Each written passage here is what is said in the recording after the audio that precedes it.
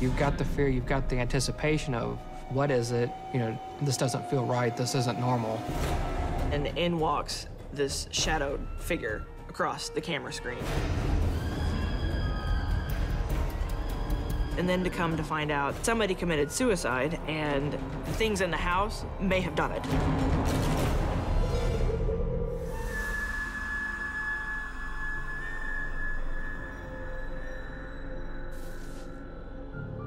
My ghost story began when I moved into a haunted farmhouse in Fort Scott, Kansas. We had 2 little girls. At the time that we bought the house, I was pregnant with our 3rd. I remember distinctly the first time that Travis and I pulled up with the realtor. It's like you could just feel the energy off of the house. Little place just outside of town, out in the country on a few acres. Quiet, dead-end road. Spent a lot of time by myself.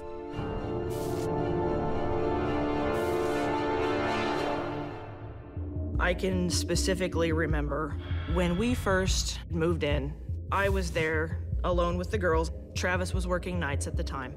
The hairs on the back of your neck stand up when you heard the front door open and shut. I'm alone, and the kids, I know are asleep. You go to the door, make sure that nobody was there. Because once I'd got to the front door, I could hear the voices coming from the bedroom that I was just at. And you stand there and you stare. You get to thinking, I'm absolutely nuts. So I called Travis. Sure enough, it wasn't a half an hour after he got home, he started hearing the same thing.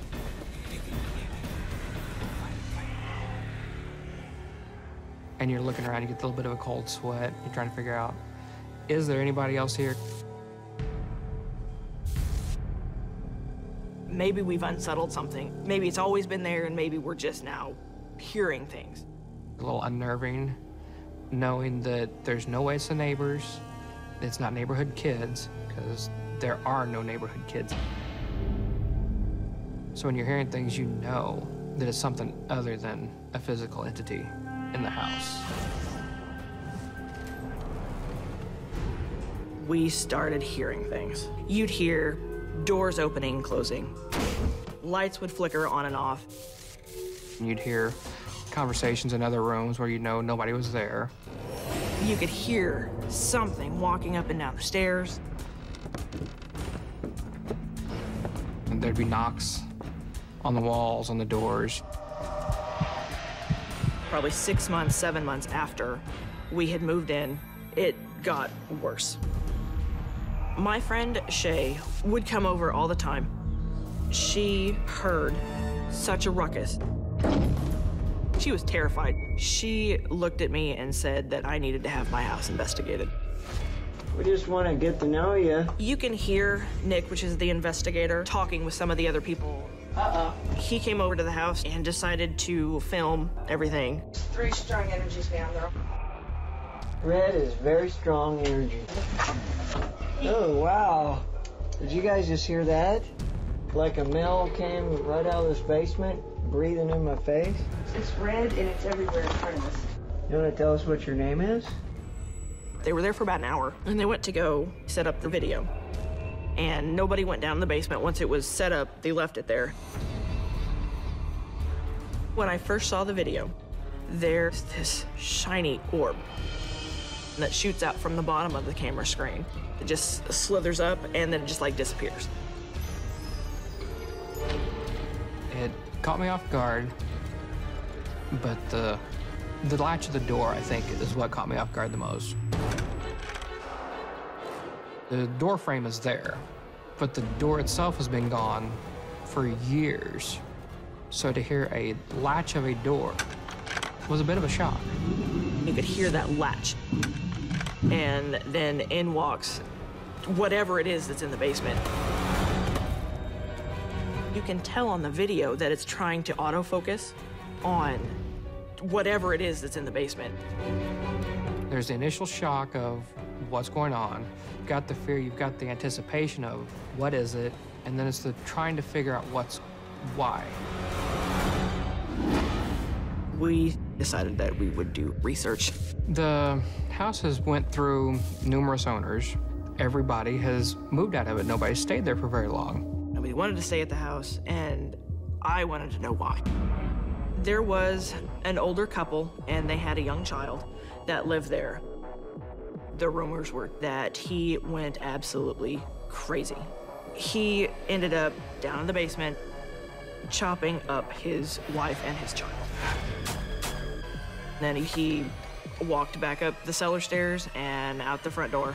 Nobody saw or heard from him or anything like that again. Hearing the history piqued my curiosity to explain why the basement has a dark feeling to it. It's just an eerie feeling almost every time you're down there.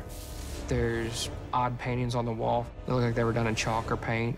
Looks like they'd had kids in the basement, which I can't imagine anybody playing down there. Travis and I would look at each other. It's like, there is no way we're having our kids play in this basement. I was in getting my daughter's haircut, and the lady that was cutting her hair asked me about the house. She goes, I used to live there. Did you know that there was a gentleman that committed suicide while he owned the house? Like, I didn't have a clue. He was on the front porch with a shotgun. Might have just been tired of the things being moved and the noises. Maybe just got to be too much. Maybe he understood what they were saying. It was in the middle of winter, so nobody found him for a couple of days. I found it very disturbing. Not only have we moved into a haunted house, but somebody committed suicide, and the things in the house may have done it. Be laying in bed, and you could hear Daria, our oldest daughter, talking in her sleep. As you got to listening closer, you'd notice that there were other voices answering her back. It was shock. It's like, what if they could control my children? That was the scariest thing. Hearing the entity, the ghost, communicating back to my daughter, it showed a sense of curiosity. It's like they were asking why we were there, same way that we wonder why they're there. Things got so creepy. I'd actually start seeing things out of the corner of my eye. One day, I was standing in the kitchen. You know, you saw something out of the corner of your eye, and of course that habit is to follow it. And it stayed there, and it formed. And there was a man that was standing there. Like, this is just crazy. So I'm standing there, and you turn, and you look, and it's like, this is just not happening in my house. And he was there. And they just disappeared. I mean, it was just crazy. There is something really wrong with this house. Anybody that's been at that house for a period of time knows that there's something there. We sat down, we talked about it. Do we really want to stay here? Do you think it's safe? My 4-year-old daughter is saying that, you know, there's a man at the foot of the bed. It's like, could it be the one that committed suicide on the front porch, or could it be the crazy guy that hacked up his wife? 7 years is a lot to give any house. Maybe it's time to leave.